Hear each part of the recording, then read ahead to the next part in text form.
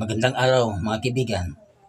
Sa video ito ay atin na naman bigyan katugunan ang tanong ng isa sa atin mga taga-subaybay.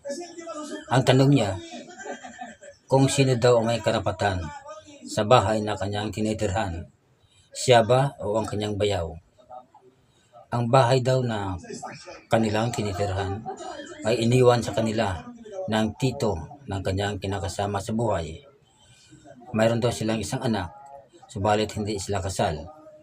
At sa kasawiang palad ay matagal na rin daw namatay ang kanyang kinakasama sa buhay. At sinabi pa niya na marami na daw siyang nagastos sa bahay na yan. Kaya humingi siya sa akin ng personal legal opinion ko kung sino daw may karapatan sa bahay na kanilang tinitirhan sa ngayon, siya ba o ang kanyang bayaw?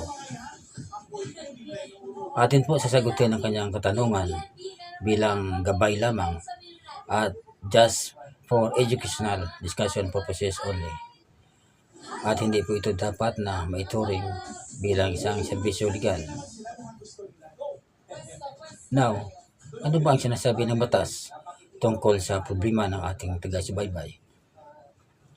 Article 429 ng Civil Code of the Philippines. It provides, among other things, that the owner or the lawful possessor of a thing shall have the right to exclude any person from the enjoyment and disposal thereof. Ang tanging may-ari lamang ng isang bagay ay ang mayroong karapatan na para ipagbawal ang sinumang taong gustong gumamit o magtangkilik sa kanyang ari-arian. Sa kaso ng ating taga-subaybay, yung may tanging karapatan lamang na magpaalis sa iyo sa bahay na iyong tinitirhan ay yung tito ng kinakasama mo sa buhay, sapagkat siya po ang may-ari ng naturang bahay. Yung bayaw mo ay walang karapatan na magpaalis sa iyo sa bahay na yan. At maliban na lamang kung yung may-ari ng bahay ay mayroong authority na binigay sa ibang tao na kung saan siya ang magiging caretaker or administrator ng kanyang bahay. In the absence of that authority, walang sino man na tao ang pwede magpaalis sa iyo sa bahay na yan maliban sa tunay na may-ari. Now, kung halimbawa yung may-ari na mismo ang magpaalis sa bahay na yan, pwede ka naman humingi ng reimbursement sa lahat ng ginastos mo for all the necessary and useful expenses. Subalit, bago mo ma-avail yung reimbursement na yan, kinakailangan mong patunayan na ikaw ay isang builder in good faith. And to be considered as a builder in good faith, kailangan malinis ang konsyensya mo. Buong-buo ang paniwala mo na yung bahay na yan ay sa inyo talagang binigay. Kaya ka gumastos ng ganong kalaki. Now, ang mga karapatan ng isang builder in good faith ay makikita o matatagpuan sa Article 448 hanggang Article 455 of the Civil Code of the Philippines. Now, dadako po tayo sa bahay mismo. Halimbawa, yung bahay na tinitirhan nyo ay talagang binigay sa inyo ng tito ng kinakasama mo.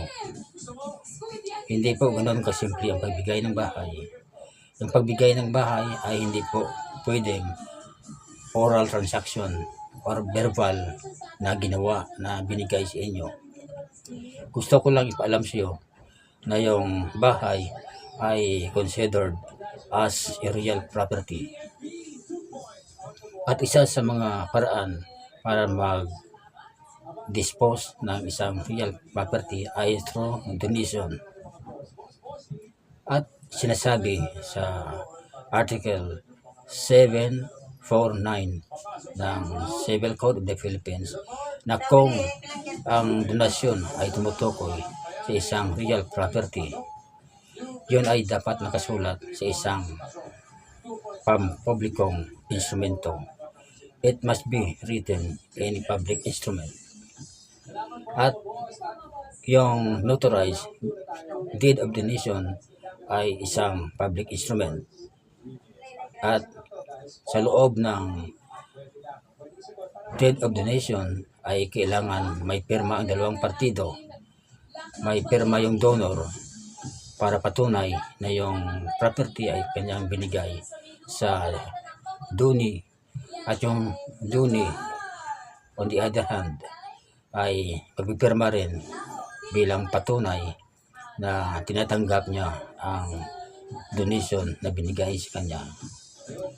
Now, in the absence of that requirements, kung walang signature ang dalawang partido, the contract of donation shall be considered as void ab initio, meaning the contract of donation is without effect from the very beginning. So, hanggang dito na lamang mga kaibigan. Sana nasagot ko ang tanong ng ating taga-subaybay ng maayos, at ganoon din po sa inyo lahat ng mga aking taga-subaybay. Sana nakapagbigay ako ng bagong impormasyon sa inyo tungkol sa ating batas. Disclaimer lamang po mga kaibigan, hindi po ako abogado, subalit law graduate naman ako kahit paano. Now, if you do like a content like this, kindly subscribe to my YouTube channel, like and share my videos, and don't forget to click the notification bell for more updates of my coming videos. Maraming salamat po.